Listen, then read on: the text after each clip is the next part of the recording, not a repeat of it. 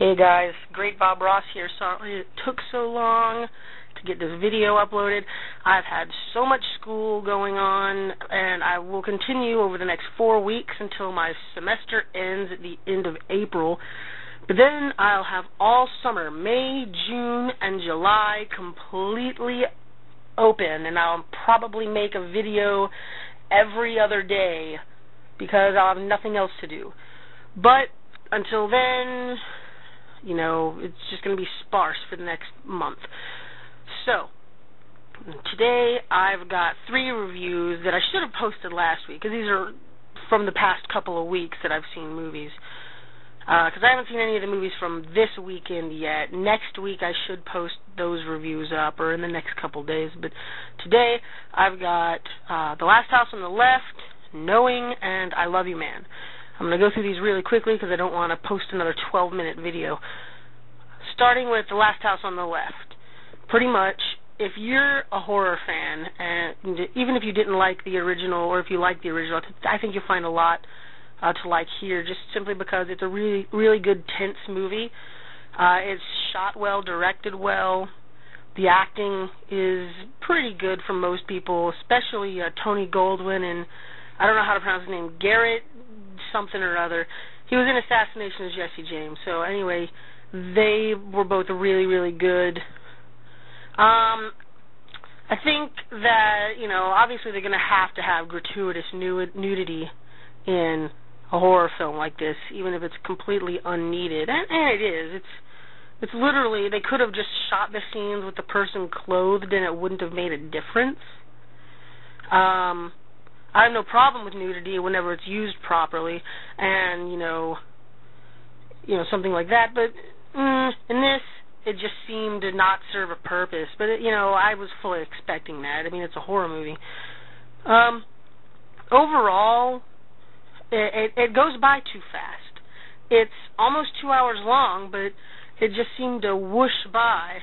And it was just a little bit light, I guess, on the content. It was very, very simple, straightforward. It was really hard to watch at times, but, you know, it was simple, it was straightforward, it was to the point.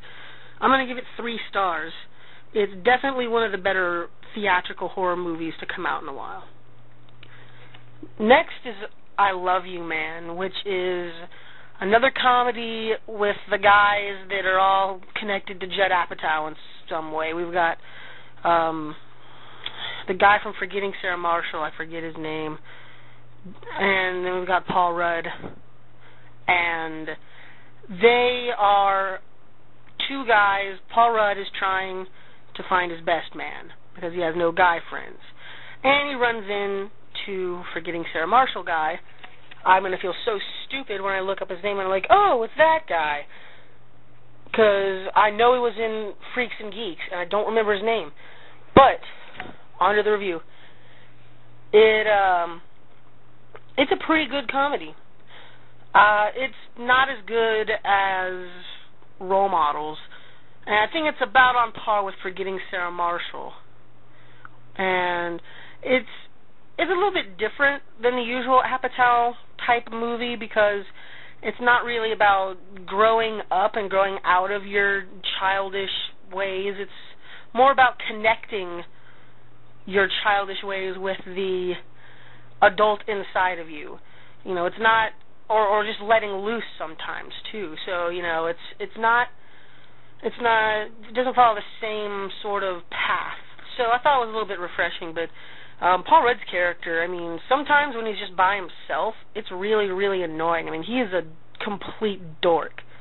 But, you know, I thought it was pretty funny. I thought it had a couple really good moments and a couple chuckle-worthy moments. So I'm going to give it 3 stars as well. I would recommend going to see Last House and I Love You Man on like maybe a matinee. But one movie I would never, ever, ever pay any money to see and never see it, even if I could see it for free, is Nicolas Cage's completely terrible, unbelievably awful, horrifying to the soul movie Knowing. I know Roger Ebert gave this 4 stars. I know a couple of people I know, including Blake, a.k.a. Grounded for Life 27, gave this a favorable review. I think this movie has some of the worst writing in terms of plot development and the worst ending in film history. The bottom of the barrel worst ending I've ever seen in my life. And if I had time, I would post a rant about it later and explain why. But just suffice to say that it effectively, or not effectively, blends the worst parts of the number 23 and any post-apocalyptic Christian movie like Left Behind, and then coats it over with the Close Encounters of the Third Kind gloss. So it's the worst parts of 2 terrible movies morphed together with the faint semblance of parts of a good movie thrown in there. So, I was fooled for a couple of scenes for thinking that this movie might get better. And honestly, Nicolas Cage isn't terrible. He just picks terrible movies to be in. So he does actually a decent job. But halfway through the film, I was wanting it to be over and wanting it to get to the ending because I knew something big was happening. And when it happened, it was literally the worst thing I've ever seen on screen in terms of this type of sci-fi thriller movie. It was that bad, and I don't think anyone should go see this movie. I really wanted to throw things at the theater screen, but I love my theater, and I don't want to get kicked out for a month or a year or however long they would kick me out, because then I would have to drive all the way down to the beaches, and that would be pretty lame. So I give Knowing 1 star, and it's the worst movie I've seen this year. It's worse than My Bloody Valentine, and it's worse than Street Fighter.